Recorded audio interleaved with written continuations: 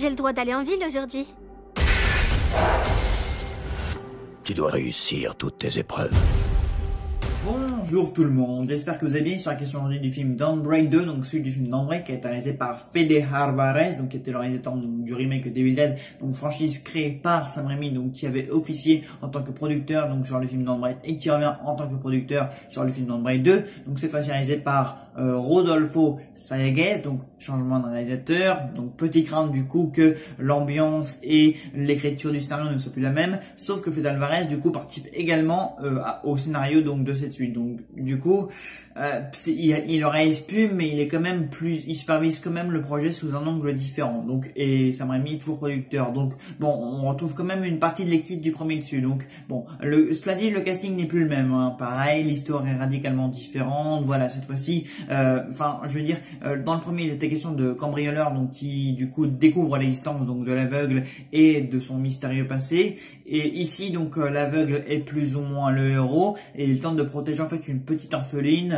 du monde extérieur tout simplement, voilà il vit reclus dans sa grande maison et il protège du coup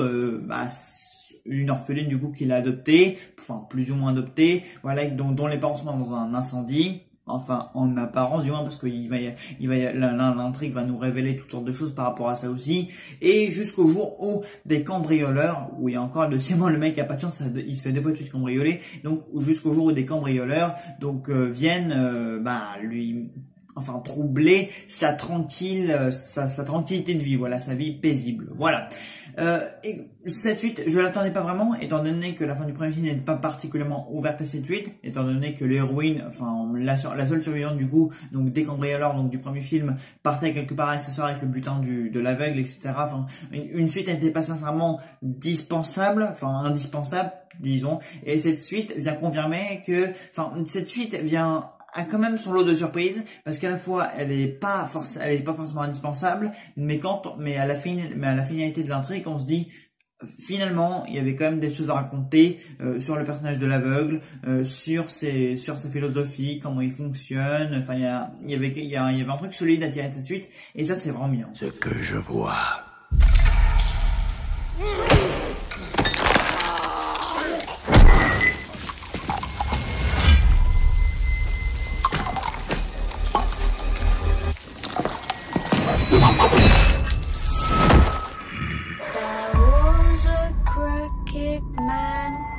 Et du coup, je suis ressorti de ce second film assez convaincu, assez surpris aussi, parce qu'au final, le film avait quand même pas mal de choses à raconter, notamment avec le personnage donc de l'orpheline, du coup, donc qui occupe l'écran littéralement, hein. Elle doit être presque la vedette à Stephen Lang, qui est pour le coup un excellent acteur, vraiment. Il y a des moments où il est juste puissant, il est royal, il est impérial, vraiment. Stephen Lang, il en impose, il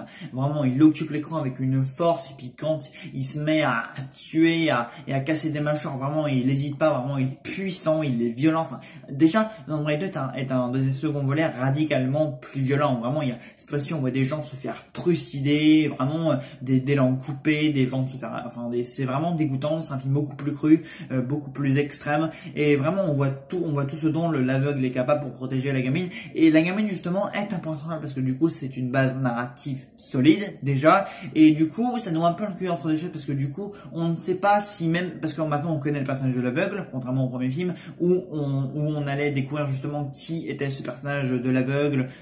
ancien soldat, etc. Donc un vétéran aveugle, on ne savait pas qui c'était, on ne savait pas de quoi son passé refoulait, et maintenant on sait qui il est, du coup on sait ce qu'il a fait, et du coup on a un peu le contre des chaises parce que du coup cette gamine nous fait poser une question: est-ce qu'on a envie de voir ce mec survivre parce que du coup pour la protéger elle, parce que du coup c'est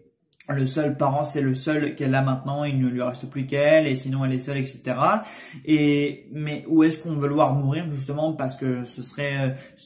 parce qu'il le mériterait tout simplement, quoi. Et cette question se pose, et on y répond du coup intelligemment, enfin d'une certaine manière à la fin, d'une façon intelligente, je dois dire. Et c'est vrai que du coup il y a un arc narratif intéressant vis-à-vis donc de cette orpheline là et de l'aveugle, quoi. Parce que du coup lui maintenant il a un but, c'est qu'il veut protéger la gamine, mais du coup quand les cambrioleurs ils pénètrent chez lui, du coup ça remet un peu tout ça en jeu, quoi. Est-ce qu'on a envie de le voir survivre? Est-ce qu'on a envie de le voir punir? Est-ce qu'on a envie qu'ils soient punis eux pour ce qu'ils ont fait? Parce que du coup les cambrioleurs, enfin certains d'entre eux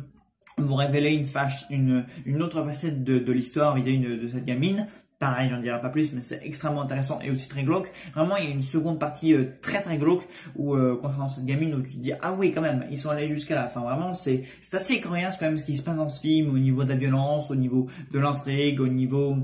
de ce qui va se passer en seconde partie. Donc ouais, pareil niveau mise en scène,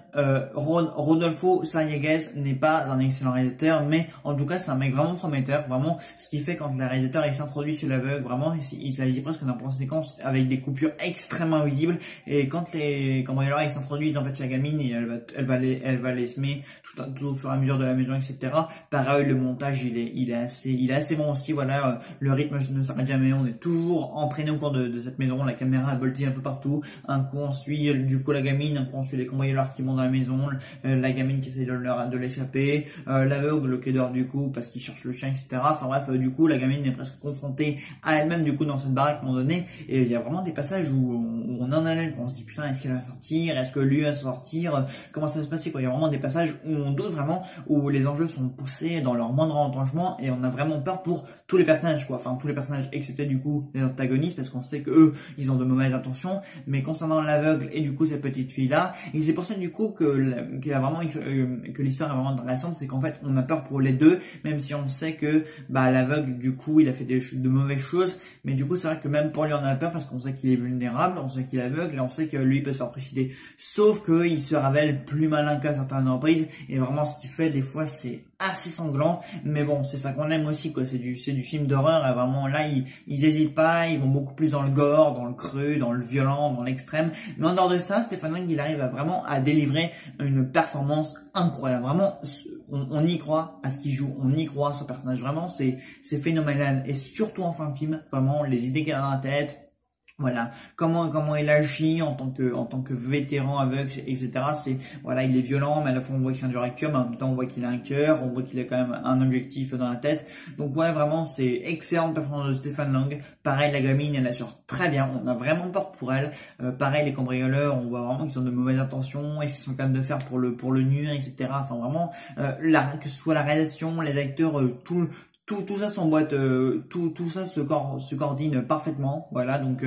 bah écoutez, vraiment dans Braid 2 je redoutais cette suite et j'en suis ressorti vraiment convaincu, et en voyant qu'ils avaient vraiment de bonnes idées dans la tête quoi, donc c'est plutôt chouette, et vraiment à la fin on palpite aussi parce que à la fin en plus la photographie est magnifique dans cette espèce de grand hangar avec il y a une lumière bleutée à un moment donné qui est vraiment magnifique, en plus ils ont presque réussi à faire une belle photographie,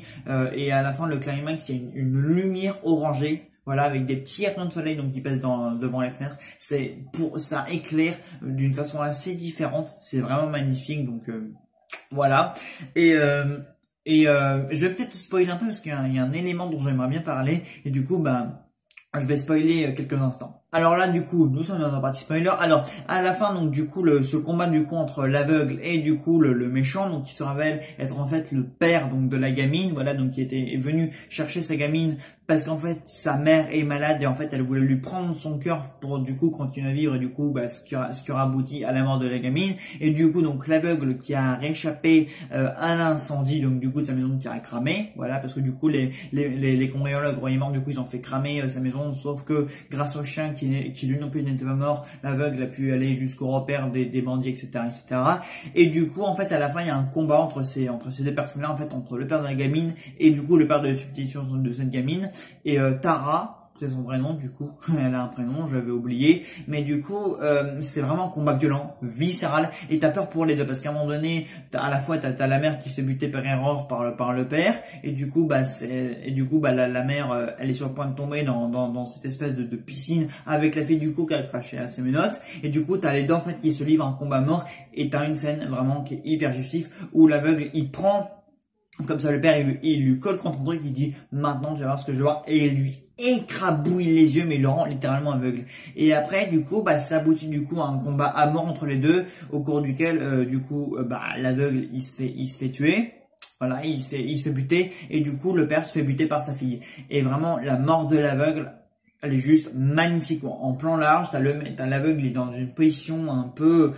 étrange, mais un peu comme un espèce de dieu. Voilà, il est un peu accroupi sur le sol. Il y a un grand plan large, il y a le lumière derrière. C'est un grand plan large, il est en second plan, etc. Et c'est juste magnifique. Vraiment, son acte de rédemption, sa mort, elle est juste magnifique. Vraiment, j'étais très surpris de voir comment ils ont filmé ça, mais je me suis dit, waouh, la vache, on assiste vraiment un grand moment de cinéma, quoi. Comment c'est filmé, le silence, la lumière, la photographie, comment le mec il est positionné, etc. La tête comme ça, vraiment je me suis dit la vache quoi, ce qu'ils ont fait, comment ils ont filmé ça, comment ils ont mis ça en scène, c'est royal, c'est impérial, enfin ils ont donné énormément de classe et de grâce etc. Parce qu'en fait c'est vraiment un héros, c'est vraiment un héros, c'est une sorte de victime, anti-héros, héros, un peu tout à la fois. Et vraiment quand ils ont filmé l'acte final de ce combat à mort, quoi, c'est vraiment magnifique quoi. Pareil du coup le père bon, qui du coup finit dans la piscine avec la mère, pareil ce grand plan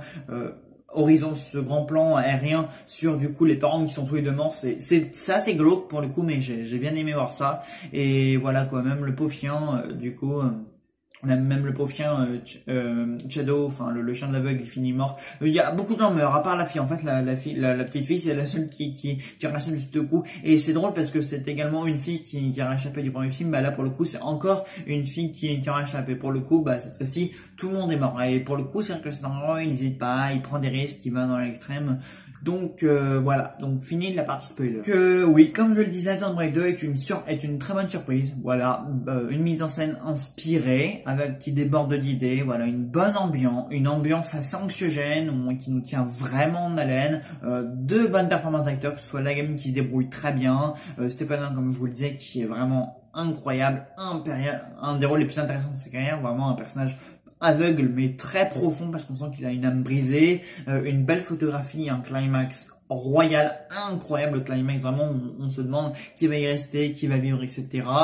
Et vraiment, bon, une suite du coup indirecte au premier film, mais cette suite est quand même légitime et tient le coup, et vaut quand même le coup d'œil, quoi. C'est vraiment, il y a un début, voilà, qui nous pose le contexte, il y a un milieu très efficace, voilà, pour vraiment rentrer dans le vif du sujet, et il y a une fin qui conclut le tout de façon assez spectaculaire et assez royalement, j'ai envie de dire, et avec grâce en plus, comme je vous le disais dans la partie spoiler. Voilà, bah écoutez, je pense que je vous conseille cette suite, voilà, pour les amateurs de films de genre. Si vous avez aimé le premier, je pense que vous aimerez ce film-là, voilà. Donc bah écoutez, moi je vous dis à très vite dans une nouvelle vidéo et à plus.